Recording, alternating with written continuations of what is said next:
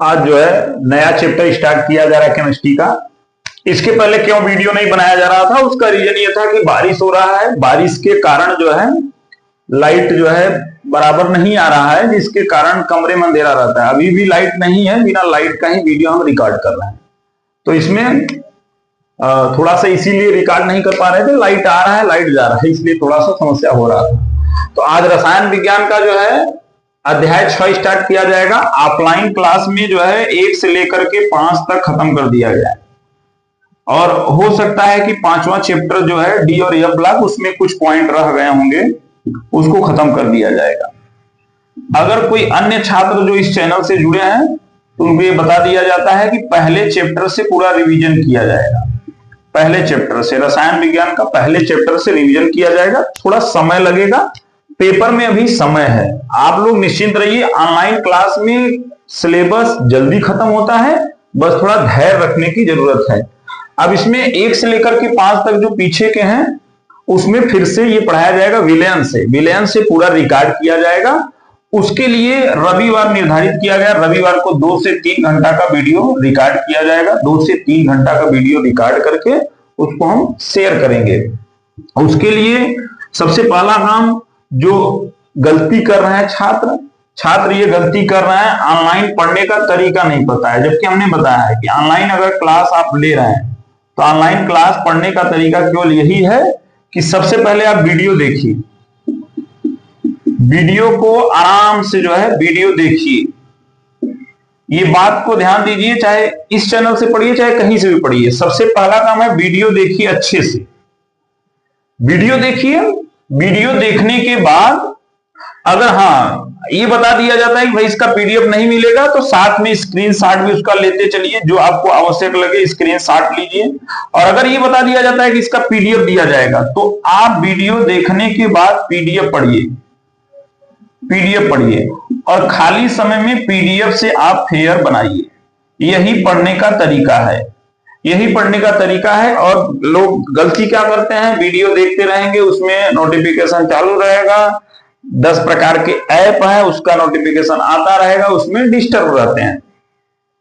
तो ये एकाग्र होकर के सबसे पहले आप क्या करिए कि ऑनलाइन वीडियो देखिए, वीडियो देखने के बाद उसका पीडीएफ पढ़िए, पीडीएफ पढ़ने के बाद उसका आप फेयर बनाइए, पाठ तैयार हो जाएगा और जल्द से जल्द खत्म हो जाएगा। ये आप लोग को हम कई बार कह चुके हैं, लेकिन कुछ लोग धैर्य नहीं रख सकते हैं, घबराने लगते हैं कि कैसे खत्म होगा। सब खत्म हो जाएगा, जैसे 12 अंक का खत्म हो चुका है वैसे ये भी खत्म हो जाएगा। तो आज हम देखते हैं रसायन विज्ञान का। अगर इसका रेगुलर नहीं बन पाता है, रीजन ये है कि कभी लाइट का समस्या, कभी मोबाइल डिस्चार्ज, नाना प्रकार की समस्याएं, अलग अलग प्रकार की समस्याएं। अगर इसका प्रतिदिन वीडियो नहीं आ पाएगा तो इसको हम अलग अलग डेट पर उसको जो है 1 घंटे का 1.5 घंटे का रिकॉर्ड करके आप लोग को शेयर करेंगे। अब इसमें ध्यान ये देना है कि जिस दिन वीडियो नहीं आता है, जैसे मान लीजिए रेगुलर आप पढ़ते हैं तो आप शुरू से रिवाइज कर लीजिए, कोई पीछे का वीडियो है उसको आप रिवाइज कर लीजिए। जिस दिन वीडियो नहीं आता है उसका कुछ न कुछ कारण होगा, ऐसे ही नहीं वीडियो बना। अभी आज 2 दिन से नहीं आने का कारण क्या है, बारिश हो रहा है, अंधेरा है। अभी अगर ये वीडियो सही है तो बिना जो है लाइट का भी वीडियो बन सकता है। अब इस पर हम ध्यान देते हैं। अभी तक तो ये चर्चा हुआ कि भाई कैसे पढ़ना है, क्या पढ़ना है। तो इसका पीडीएफ जो है ग्रुप में भेज दिया गया है, इस अध्याय का ग्रुप में पीडीएफ भेज दिया गया है, और किसी को अगर चाहिए तो टेलीग्राम से आप मैसेज करके प्राप्त कर सकते हैं। तो चैप्टर का नाम क्या है, हेलो एल्केन और हेलो एरिन। ये अध्याय 6 है, ऑर्गेनिक है। इसके पहले हमने जीओसी पढ़ाया था, तो कुछ लोग बोले कि जीओसी हम पढ़ लिए हैं। आप निश्चित रहिए, ऐसे कोई छात्र जिनको ये टेंशन हो रहा है कि जीओसी नहीं पढ़ाए और ये इसमें आ गए हैं, तो उनको हम ये कहना चाहते हैं कि आप जीओसी के टेंशन में न पड़िए। जो भी जरूरी चीजें लगेंगी कि हाँ ये हमें नहीं समझ में आ रहा है, तो उसको हम बीच बीच में बता करके ही आगे बढ़ेंगे। सामान्य कार्बनिक रसायन जो बेसिक होता है उसको हम बता करके ही आगे बढ़ेंगे, उसके लिए निश्चिंत रहिए। तो ये तो हुआ कि क्या करना है क्या नहीं करना है, कैसे क्या पढ़ना है। अब हम आते हैं मेन मुद्दे पर, अपने अध्याय पर। इसमें अध्याय का नाम है हेलो एल्केन और हेलो एरिन। तो सबसे पहले हम परिभाषा समझते हैं। हो सकता है कि इसको कई लोग पढ़ चुके हों, कई बार पढ़ चुके हों, कोई दिक्कत नहीं है, फिर से देख लेते हैं कि हेलो एल्केन क्या होता है। तो यहां पर हेलो का मतलब होता है हेलोजन। हेलोजन, हेलोजन क्या होता है? FClBrI। इसको याद करने का ट्रिक क्या है? फिर कल बारात आई, याद करने के लिए ये, और इन सबको हम लिखते हैं यक्स से। FClBr सबको जो है एक कॉमन नाम दिया जाता है यक्स।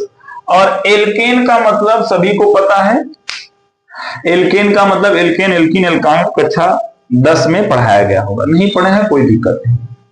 तो यहां पर इसका परिभाषा क्या हो जाएगा? देखिए वीडियो में आपको समझाया जाएगा, यहां पर लिखेंगे तो ज्यादा टाइम लगेगा। हाँ, इसको आप समझिए, उसके बाद पीडीएफ पढ़िए, वही शब्द पीडीएफ में मिलेगा आपको।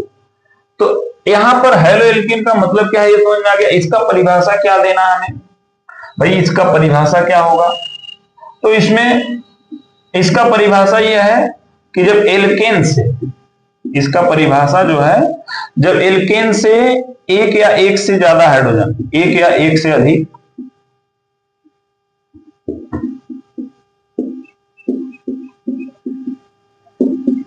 एक या एक से अधिक हाइड्रोजन को हटा करके, हाइड्रोजन को हटा करके हैलोजन लगा दिया जाता है। हटाकर हैलोजन लगा दिया जाता है, तो जो भी यौगिक प्राप्त होता है उसे ही हेलो एल्केन कहते हैं। मतलब एल्केन में हाइड्रोजन को हटा सकते हैं, एक या एक से ज्यादा हाइड्रोजन को हटा करके हैलोजन जब लगा देंगे, हैलोजन का मतलब हाइड्रोजन को हटाकर F लगा देंगे, ClBrI लगा देंगे, तो जो भी यौगिक हमें प्राप्त होगा उसे हम हेलो एल्केन कहेंगे। तो ये इसका परिभाषा होगा।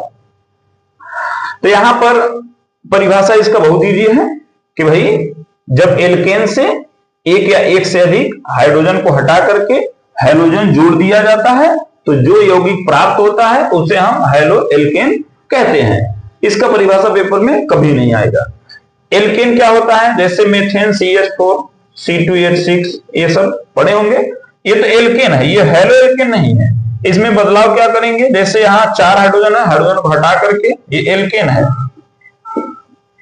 यहां से कुछ भी नहीं लिखना है, केवल समझना है एल्केन है। इसमें क्या करेंगे? हाइड्रोजन को हटा देंगे, जैसे ही हो जाएगा CH3, एक हाइड्रोजन को हटा करके यहाँ क्लोरीन जोड़ दिए, या इसी में जो है 2 हाइड्रोजन हटा करके 2 क्लोरीन जोड़ दिए, या इसी में जो है 1 हाइड्रोजन हटा करके इसमें फ्लोरीन जोड़ दिए। तो ये जो मिला है इसी को बोलते हैं हेलो एल्केन। एल्केन में हाइड्रोजन को हटा करके जब हाइड्रोजन जोड़ देंगे तो उसी को हम बोलेंगे हेलो एल्केन। तो ये हम समझ लिए कि भाई हेलो एल्केन होता क्या है। पेपर में आने वाला नहीं है इसका परिभाषा, समझने के लिए। रेयर केस में दे भी सकता है भाई। तो हमने समझ लिया हेलो एल्केन क्या होता है। अब हम समझते हैं हेलो एरिन।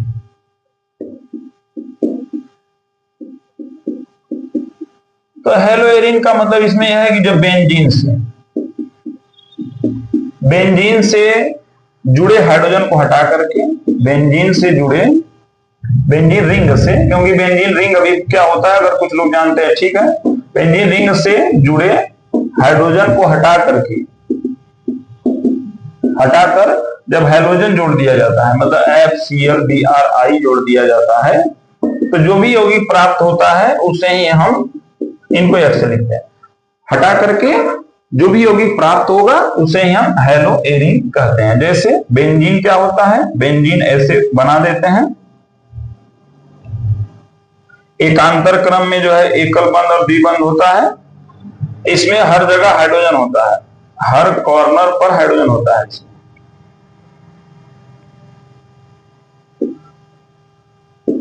ये बेंजीन का फिगर है, इसके पहले परिचय इसका मिला होगा। बेंजीन का फिगर है, तो इसमें बेंजीन जो है, बेंजीन में 6 हाइड्रोजन होता है। अगर यहां से हाइड्रोजन हटा करके मान लीजिए यहां हाइड्रोजन जोड़ दिया गया, Cl कोई भी जोड़ दे सकते हैं, मान लीजिए यहां पर X लिखिए, X का मतलब इनमें से कोई हो सकता है।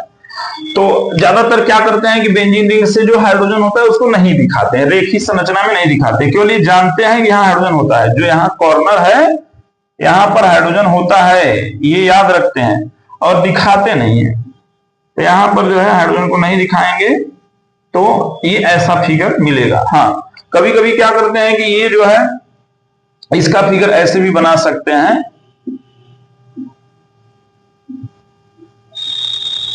ऐसे भी बना सकते हैं, और यहां पर हम हैलोजन दिखा सकते हैं। यह हैलोजन किसी भी पोजीशन पर हो सकता है, किसी भी पोजीशन पर हो सकता है। तो हैलोएरिन का परिभाषा क्या हो गया कि जब बेंजीन रिंग से जुड़े, ये बेंजीन रिंग है, इससे जुड़ा हुआ हाइड्रोजन, चाहे एक हाइड्रोजन या एक से ज्यादा हाइड्रोजन को हटा करके हर जगह हाइड्रोजन है, 6 जगह पर हाइड्रोजन है, सब जगह हाइड्रोजन है, इसको ऐसे बनाइए या ऐसे बनाइए, दोनों एक ही है। हाइड्रोजन को हटा करके जब हैलोजन जोड़ दिया जाता है, इनमें से कोई जोड़ दिया जाता है, तो जो यौगिक प्राप्त होगा, जो भी यौगिक हमें मिलेगा, उसे ही हम बोलेंगे हैलोएरिन। तो आप फिर पढ़िए, बिल्कुल क्लियर समझ में आएगा, यही सब मिलेगा, कुछ अलग नहीं है। तो हम समझ आए। अब इसके बाद हम समझते हैं, इसका परिभाषा हो गया हैलोएल्केन, हैलोएरिन का। इसका परिभाषा हमने क्या देखा कि जब एल्केन से एक या एक से अधिक हाइड्रोजन हटा करके हैलोजन जोड़ देते हैं, तो जो भी यौगिक प्राप्त होता है उसे हम हैलोएल्केन कहते हैं। हैलोएरिन में क्या है कि जब बेंजीन रिंग से एक या एक से अधिक हाइड्रोजन हटा करके उसमें हैलोजन जोड़ दिया जाता है, तो जो यौगिक प्राप्त होता है उसे हैलोएरिन कहते हैं। इसका एक अन्य नाम है, हैलोएल्केन का अन्य नाम है एल्किल हैलाइड, एल्किल हैलाइड। और इसको प्रदर्शित करते हैं, याद रखिए, RX से। हैलोएल्केन को एल्किल हैलाइड भी कहते हैं, इसको RX से प्रदर्शित करते हैं, और हैलोएरिन को जो है एरिल हैलाइड से प्रदर्शित करते हैं, मतलब कि दूसरा नाम इसका एरिल हैलाइड है, अन्य नाम। और इसको प्रदर्शित करते हैं ARX से। अगर कहीं RX लिखा है, समझ जाइए कि वो एल्किल हैलाइड लिखा है या हैलोएल्केन है, और ARX लिखा है तो एरिल हैलाइड है या हैलोएरिन है। ये तो हो गया कैसे इसका अन्य नाम और इसका प्रदर्शित करने का तरीका। RX से किसको प्रदर्शित करते हैं, हैलोएल्केन या एल्किल हैलाइड को। ARX से किसको प्रदर्शित करते हैं, एरिल हैलाइड या हैलोएरिन को।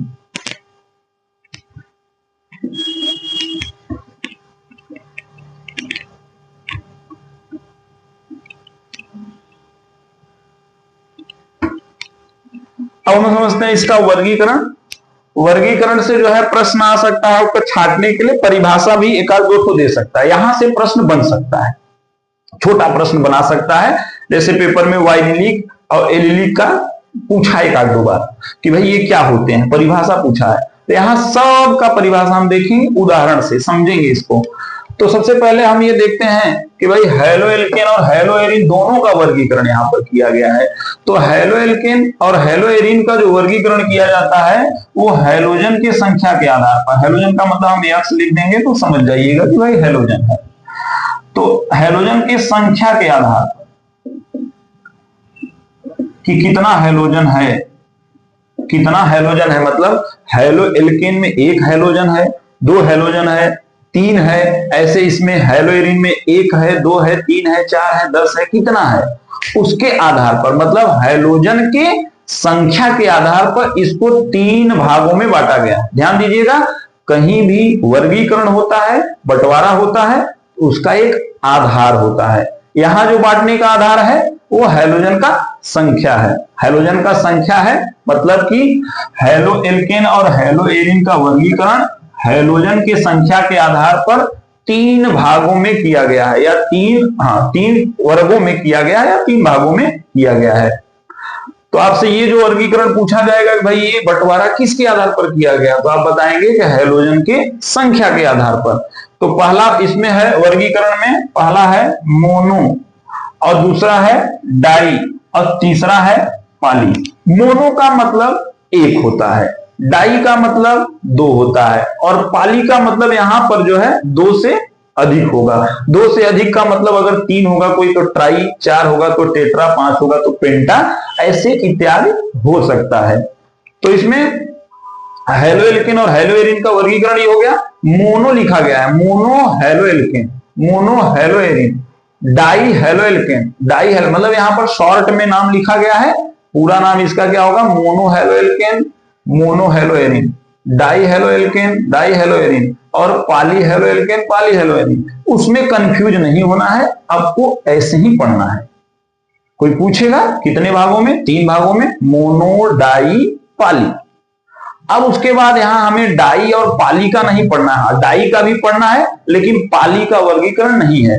अभी तक के सिलेबस में जो इनका वर्गीकरण हमें पढ़ना है केवल मोनो का पढ़ना है। पहले तो इनको 3 भागों में बांटा गया, मोनो, डाई और पाली। फिर उसके बाद मोनो को 2 भागों में बांटा गया, मोनो को 2 भागों में बांटा गया। मोनो को किस आधार पर बांटा गया है?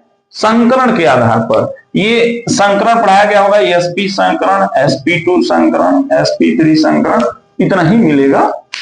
इसके लिए निश्चिंत रहिए, केवल देखिए। तो sp3cx आबंध युक्त और sp2cx आबंध युक्त, मतलब इसमें अभी फिगर बनाया जाएगा तो इसका क्या मतलब वो समझाया जाएगा। cx का मतलब कार्बन से जुड़ा हैलोजन, कार्बन से जुड़ा हैलोजन, और जिस कार्बन से हैलोजन जुड़ा है उस पर sp3 संकरण होगा, ये बता रहा है। मतलब कि cx का मतलब कि भाई कार्बन से जुड़ा हैलोजन, इसमें भी कार्बन से हैलोजन जुड़ा होता है, इसमें भी कार्बन से हैलोजन जुड़ा होता है, तो उस पर जो कार्बन से हैलोजन जुड़ा है उस पर sp3 संकरण मिलेगा, इसमें जो है sp2 संकरण मिलेगा। अब इसको 3 भागों में बांटा गया है, एल्किल हैलाइड, एलिलिक हैलाइड और बेंजिलिक हैलाइड। और यहां पर जो sp2cx आबंध है इसको 2 भागों में बांटा गया है। तो एक एक का उदाहरण हम समझते हैं अच्छे से।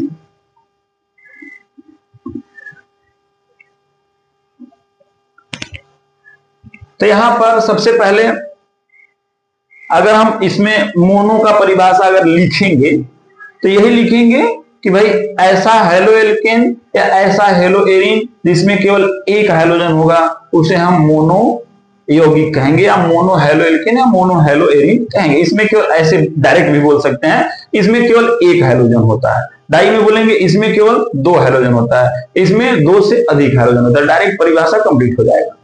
अब हम इसको समझते हैं, इसका परिभाषा क्या है। अगर हम मान लीजिए इसका 1 2 3 नंबर दे देते हैं, इसको ABCD दे देते हैं, यहां पर I double I triple I ऐसे लिख सकते हैं। तो मोनो का परिभाषा डाई का पाली का हो गया। अब इसका देखते हैं कि भाई sp3cx आबंध युक्त यौगिक। यहां पर आप देखने के बाद सभी लोग PDF पढ़िए, सब क्लियर समझ में आएगा। इसका परिभाषा क्या है और इसका वर्गीकरण हम समझते हैं। इसका परिभाषा या इसका परिभाषा यह है कि इस प्रकार के यौगिक में, ये जो भी वर्गीकरण है, इस प्रकार के यौगिक में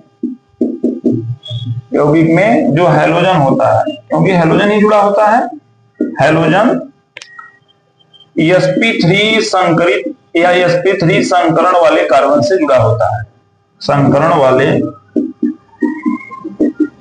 कार्बन से जुड़ा होता है।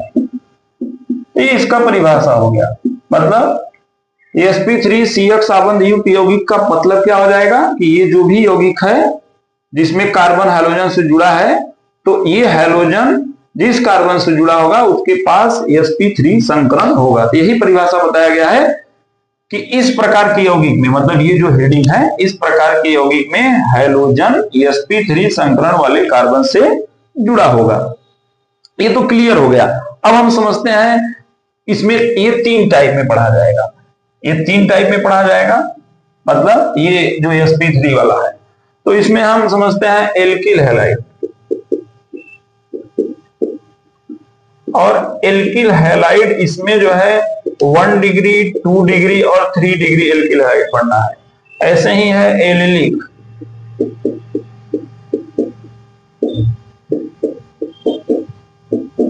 और एक है बेंजिलिक।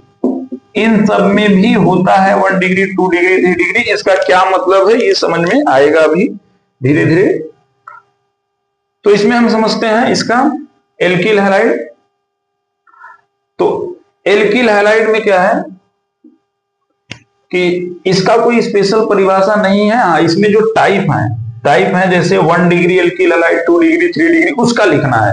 तो 1 डिग्री 2 डिग्री और 3 डिग्री को हम समझ लेते हैं। 1 डिग्री को बोलते हैं प्राथमिक, और 2 डिग्री को यहाँ पर द्वितीयक, और 3 डिग्री को तृतीयक कहते हैं।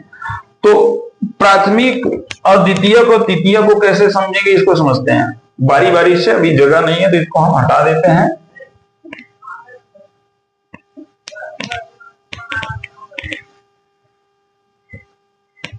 अभी हम किसके बारे में समझ रहे हैं?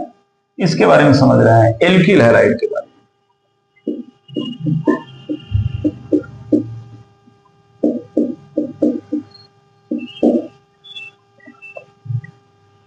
और इसके अंदर होता है 1 डिग्री या प्राथमिक।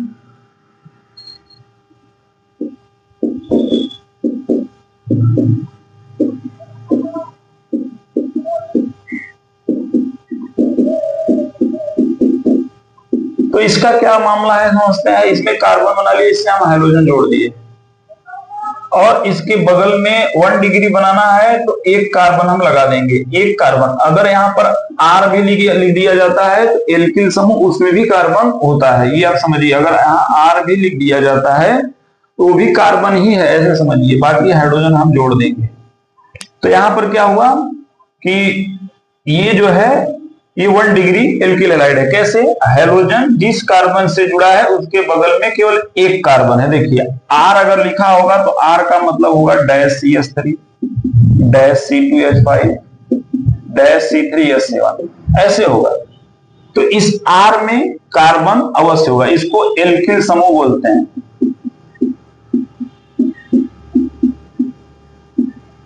एल्किल समूह बोलते हैं इसको।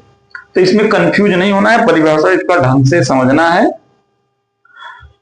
कि 1 डिग्री या प्राथमिक एल्किल हैलाइड का परिभाषा ये है कि भाई पहले समझ लेते हैं क्या है कि हैलोजन जिस कार्बन से जुड़ा उसके बगल में एक कार्बन है तो ये 1 डिग्री कार्बन बोला जाता है।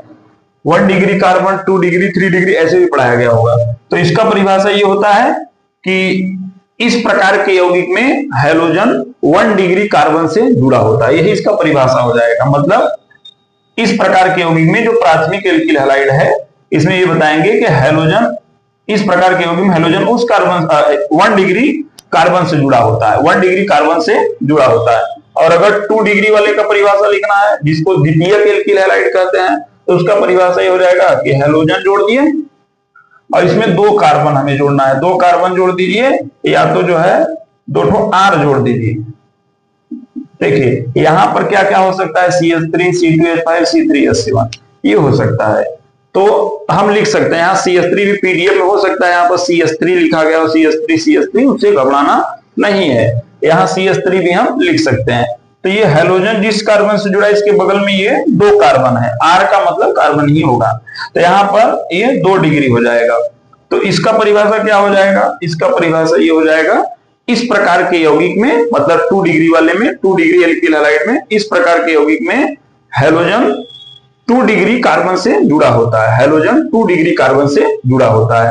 ऐसे ही अगर हमें 3 डिग्री वाले का परिभाषा देना है तो यहाँ पर R कर देंगे, ये हो जाएगा 3 डिग्री। इसका परिभाषा क्या हो जाएगा 3 डिग्री का, कि इस प्रकार के यौगिक में, मतलब 3 डिग्री का, 2 डिग्री का तो हो गया, और ये अलग अलग भी हो सकता है, मतलब ये R तीनों समान भी हो सकते हैं, अलग अलग भी हो सकते हैं। तो इसका परिभाषा बताएंगे कि इस प्रकार के यौगिक में हैलोजन 3 डिग्री कार्बन से जुड़ा होता है। एकदम इजी है, 1 डिग्री, 2 डिग्री, 3 डिग्री, इसमें कोई कंफ्यूजन नहीं होना चाहिए। एक बार हम फिर से इसको देख लेते हैं। देखिए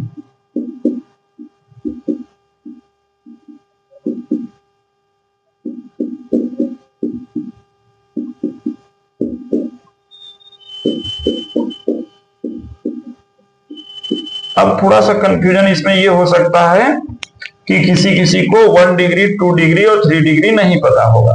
देखिए 1 डिग्री, 2 डिग्री, 3 डिग्री ऐसे पता करते हैं, हैलोजन जिस कार्बन से जुड़ा है उसके बगल में कितना कार्बन है। इसके बगल में ये कार्बन है, कार्बन ही है, एक है तो ये 1 डिग्री बोला जाएगा। इसके बगल में 2 कार्बन है तो 2 डिग्री, हाइड्रोजन नहीं केवल कार्बन।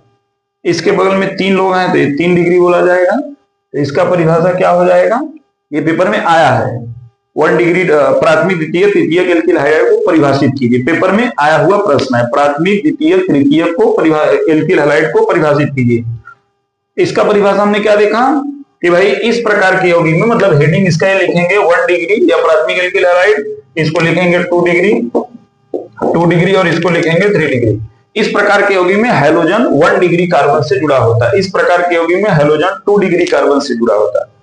इस प्रकार के यौगिक में हैलोजन 3 डिग्री कार्बन से जुड़ा होता है। ये हो गया परिभाषा।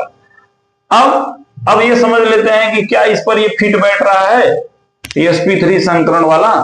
तो यहां पर ये अगर कार्बन से, ये बात ध्यान दीजिए कि अगर यहां पर कैसे हम पता करें कि sp संकरण sp3 और sp2 और sp3 कैसे पता करें, ये थोड़ा सा लोगों को जो नहीं पढ़े हैं संकरण उनको समस्या होगा। तो यहां पर संकरण कैसे पता करते हैं कि अगर कहीं 2 सिग्मा बंध है, बीच वाले कार्बन से 2 सिग्मा बंध है तो sp संकरण, 2 सिग्मा बंध है तो sp, और अगर 3 सिग्मा बंध है तो sp2 और 4 सिग्मा बंध है तो sp3। सिग्मा बंध का मतलब एकल बंध। अगर 2 एकल बंध है कार्बन से जुड़ा हुआ तो sp संकरण, 3 सिग्मा बंध है मतलब 3 एकल बंध जुड़ा है तो sp2 और 4 है तो sp3। तो यहां पर इस कार्बन के अगल बगल 4 एकल बंध है मतलब 4 सिग्मा है, तो इस पर जो संकरण आएगा, sp3 होगा। ऐसे इसमें भी sp3, इसमें भी sp3, मतलब इस टाइप में ये फिट बैठ रहा है। अब हम देखते हैं एलिलिक।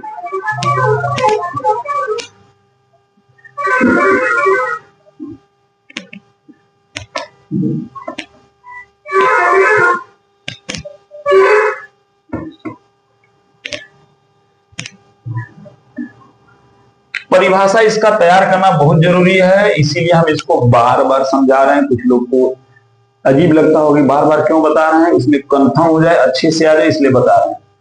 एलिलिक देखते हैं, इसी का दूसरा टाइप एलिलिक।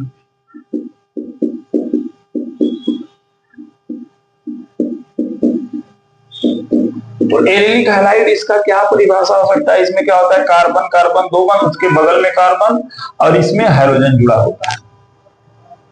मतलब पहले 2 कार्बन के भी 2 बंध, उसके बगल वाले कार्बन के बाद हाइड्रोजन होगा, ये इसका पहचान है। हाँ, संतुलित करना है तो यहाँ कार्बन का 2 बंध है तो यहाँ 2 हाइड्रोजन लिख देंगे, यहाँ 3 बंध है तो यहाँ पर 1 हाइड्रोजन लिखेंगे, यहाँ पर हाइड्रोजन, यहाँ पर 2 बंध है तो 2 हाइड्रोजन लिखेंगे। तो ये जो उदाहरण है ये एलिलिक का है। अब इसका परिभाषा कैसे हम बताएंगे, इसको हम समझते हैं कि इस प्रकार के यौगिक में, ये जो भी है एलिलिक, इसमें बताएंगे इस प्रकार के यौगिक में हैलोजन ऐसे कार्बन से जुड़ा होता है, हैलोजन ऐसे कार्बन से जुड़ा होता है जिसके बगल वाले कार्बन के पास द्विक बंध होता है। इसका परिभाषा क्या होगा, उदाहरण आप याद रखिएगा, उदाहरण से ही डायरेक्ट परिभाषा बनेगा। उदाहरण क्या याद रखेंगे इसमें कि कार्बन कार्बन के भी 2 बंध और उसके बाद बगल में कार्बन फिर हैलोजन। ये एलिलिक का पहचान है कि हैलोजन जिस कार्बन से जुड़ा होगा उसके पास 2 बंध नहीं होगा, उसके बगल वाले के पास 2 बंध होगा। बाकी 2 बंध बनाया है तो यहाँ पर 2 हाइड्रोजन, क्योंकि 4 बंध होना चाहिए, यहाँ 3 है तो 1 हाइड्रोजन, यहाँ 2 है तो 2 हाइड्रोजन, ये ऐसे लिखा जाएगा। परिभाषा इसका समझ में आ गया होगा कि इस प्रकार के यौगिक में हैलोजन, हैलोजन यहाँ X का मतलब पता है, FCl हैलोजन उस कार्बन से जुड़ा होता है जिसके बगल वाले कार्बन के पास द्विक बंध होता है। ये हो जाएगा एलिलिक हैलाइड का परिभाषा। अब इसमें ये बात ध्यान देना है कि इसमें भी 1 डिग्री 2 डिग्री 3 डिग्री होता है, 1 डिग्री 2 डिग्री 3 डिग्री। कैसे, इसको हम समझते हैं।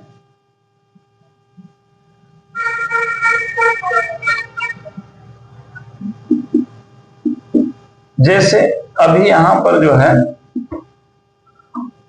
मान लीजिए यहां पर X कर दिया, तो ये हैलोजन है जिस कार्बन से जुड़ा है उसके बगल में एक कार्बन यहां पर है ऑलरेडी, ये 1 डिग्री हो जाएगा।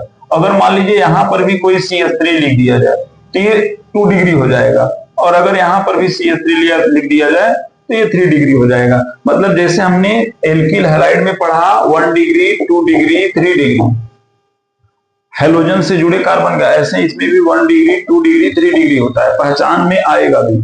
और इसमें भी ऐसे ही 1 डिग्री 2 डिग्री 3 डिग्री होता है। तो इसमें कंफ्यूज नहीं होना है, इसमें ये ध्यान देना है कि भाई कितना हैलोजन जिस कार्बन से जुड़ा है उसके बगल में कितना कार्बन है। इसका उदाहरण बताया जाएगा, बिल्कुल अच्छी से सब आएगा, उसके लिए कंफ्यूज नहीं होना है। हाँ, एक बार पीडीएफ देखना है। अब हम समझते हैं बेंजीलिक हैलाइड।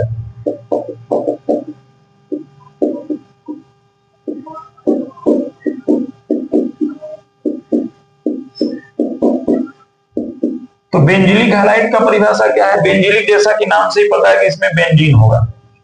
बेंजीन को ऐसे बनाइए, इसमें ऐसे रिंग बना दीजिए, बेंजीन हो जाएगा। और याद ये रखिए कि हर जगह हाइड्रोजन होता है, हर जगह। अब मान लीजिए कि यहां पर जो है, अब कहीं भी हमें कार्बन जोड़ना है, जैसे मान लीजिए यहां कार्बन जोड़ दिया, अब कार्बन के बगल में हाइड्रोजन जोड़ दिए। ध्यान दीजिएगा कि बेंजीन रिंग से हर जगह हाइड्रोजन होता है, यहां से हाइड्रोजन हटा करके हमने कार्बन जोड़ दिया, उसके बगल में हाइड्रोजन। अब ये कार्बन का 2 बंध बना है, तो यहाँ पर 2 हाइड्रोजन हम लिख देंगे। उदाहरण आपको याद करना पड़ेगा, यही हो जाएगा बेंजीलिक। अब इसमें कैसे पता चलेगा कि sp3 संकरण है, ये भी चेक करना है। तो यहां पर ये हमें ध्यान देना है कि 2 हाइड्रोजन जोड़ना है, तो ऐसे हम कर सकते हैं। 2 हाइड्रोजन की इसको ऐसे कर सकते हैं, या तो हम समेट कर लिखें, देखिए ऐसे लिख सकते हैं, या तो हम यहां समेट करके भी लिख सकते हैं। ध्यान दीजिए, यहां पर हाइड्रोजन जिस कार्बन से जुड़ा है इसका संकरण चेक करना है।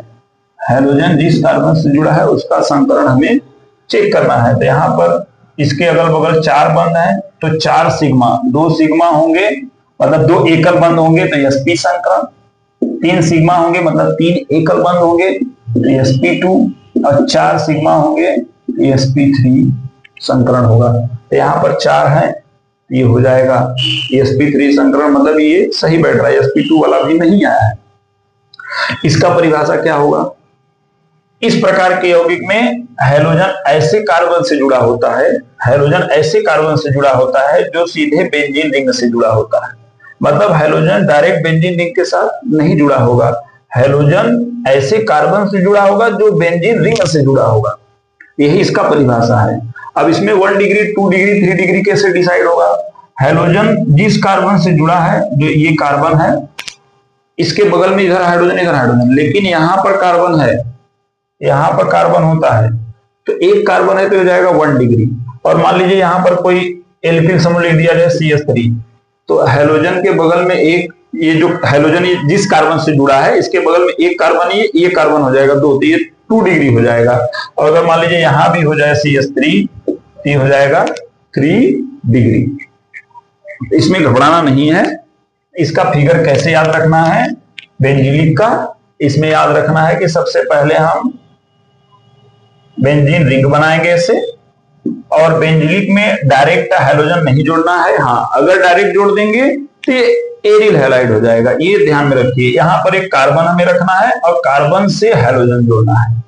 बाकी कार्बन का 2 बंध है तो 2 हाइड्रोजन हम जोड़ देंगे, तो ये बेंजीलिक हैलाइड का उदाहरण हो जाएगा। और अगर हमें 1 डिग्री, ये तो 1 डिग्री ऑलरेडी है, 2 डिग्री दिखाना है, यहां पर कोई ये R जोड़ देंगे, 3 डिग्री दिखाना है तो और जोड़ देंगे, हो जाएगा 1 डिग्री, 2 डिग्री, 3 डिग्री।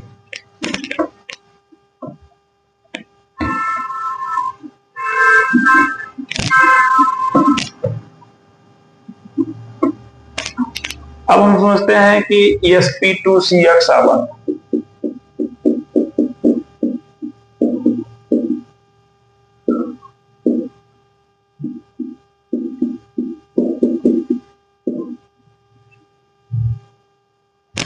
इसका क्या मतलब है?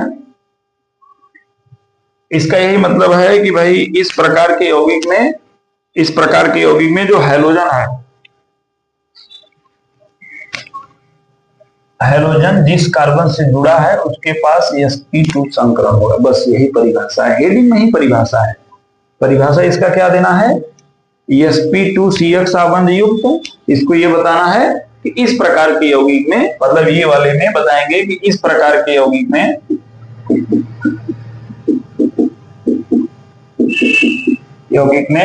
हाइड्रोजन sp2 संकरण वाले कार्बन से जुड़ा होता है। sp2 संकरण वाले कार्बन से जुड़ा होता है।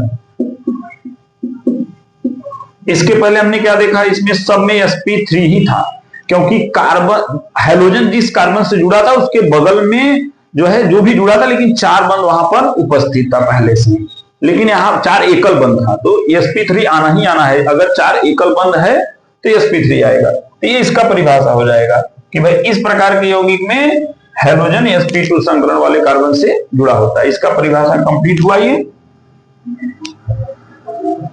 फिर हम इसका टाइप समझते हैं। 2 टाइप है, एक है वाइनिलिक और एक है, बहुत इजी है, वाइनिलिक और एरिन। पेपर में आएगा ये छोटे प्रश्न में।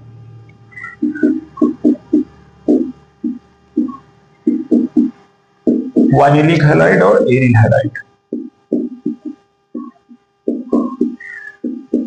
देखिए अभी जो एलिलिक हमने पढ़ा, एलिलिक में क्या पढ़ा, कार्बन कार्बन 2 बंध, उसके बगल में कार्बन, फिर हाइड्रोजन। बाकी हाइड्रोजन हमें जोड़ना है जितना जहां आवश्यकता महसूस होगा, जितना महसूस होगा। मतलब महसूस का मतलब ये है कि भाई यहाँ पर 2 बंध है तो 2 हाइड्रोजन, यहाँ 3 बंध है तो 1 हाइड्रोजन, 4 कंप्लीट करना होता है। यहाँ 2 बंध है तो 2 हाइड्रोजन जोड़ेंगे। अब अगर यहाँ ये कार्बन ना हो और डायरेक्ट हाइड्रोजन यहाँ जुड़ा हो 2 बंध वाले से, तो यही हो जाता है वाइनिलिक का उदाहरण। बाकी हाइड्रोजन जोड़ना है, यहाँ पर CH2 कर दीजिए, यहाँ पर H कर दीजिए। परिभाषा क्या है, इस प्रकार के यौगिक में, मतलब वाइनिलिक में, इस प्रकार के यौगिक में हाइड्रोजन द्विबंध वाले कार्बन से जुड़ा होता है। बस केवल इतना बताना है कि इस प्रकार के यौगिक में हाइड्रोजन द्विबंध वाले कार्बन से जुड़ा होता है। अब हम चेक कर लेते हैं कि क्या sp2 वाला कहानी यहाँ फिट बैठ रहा है। तो हाइड्रोजन जिस कार्बन से जुड़ा है इसका हम देखते हैं इसके पास एकल बंध कितना है। एक तो इधर हाइड्रोजन के साथ, एक हाइड्रोजन के साथ होगा क्योंकि हाइड्रोजन हमेशा एक बंध बनाता है। इधर है 2 बंध, तो याद रखिए कि 2 बंध में एक ही सिग्मा होगा, एक पाई होगा। तो इसके पास कितना सिग्मा हुआ, 3। कैसे, एक हाइड्रोजन का साथ, एक जो हाइड्रोजन यहाँ लिखा गया इसके साथ, और इनमें से एक सिग्मा होगा, मतलब यहाँ पर 3 सिग्मा होगा। और 3 सिग्मा का मतलब हो जाएगा sp2 संकरण। मतलब हाइड्रोजन ये जो CX बंध है इस कार्बन पर sp2 संकरण है। ये समझने के लिए है। परिभाषा इसका क्या है, परिभाषा इसके उदाहरण से हम बना सकते हैं। ऐसे लिखेंगे, और अगर यहाँ पर एक कार्बन बैठा देते हैं तब कौन सा हो जाएगा, एलिलिक। और अगर बीच में कार्बन नहीं होगा तो होगा कौन सा, तब होगा वाइनिलिक। बाकी हाइड्रोजन इसमें हमें रखना है ऐसे। वाइनिलिक का परिभाषा हो जाएगा, इस प्रकार के यौगिक में हाइड्रोजन द्विबंध वाले कार्बन से जुड़ा होता है। एरिन हैलाइड बहुत इजी है। इसमें क्या है कि बेंजीन रिंग होता है, बेंजीन रिंग होता है, इससे डायरेक्ट हाइड्रोजन जुड़ा होता है। डायरेक्ट हाइड्रोजन कहीं भी जुड़ सकता है, किसी भी पोजीशन पर, यहाँ पर कहीं भी जुड़ सकता है। ये इसका परिभाषा है कि इस प्रकार के यौगिक में हाइड्रोजन सीधे बेंजीन रिंग से जुड़ा होता है, सीधे बेंजीन रिंग से। अब इसका हम कैसे संकरण पता करेंगे, तो ये रिंग बनाकर नहीं पता कर सकते। रिंग तो केवल समझने के लिए भाई डायरेक्ट बना दिए, कोई दिक्कत नहीं। अब ध्यान दीजिए कैसे हम समझेंगे। यहाँ पर जो है कार्बन होता है, हमने रेखीय संरचना पढ़ाया था बेसिक में, कार्बन होता है।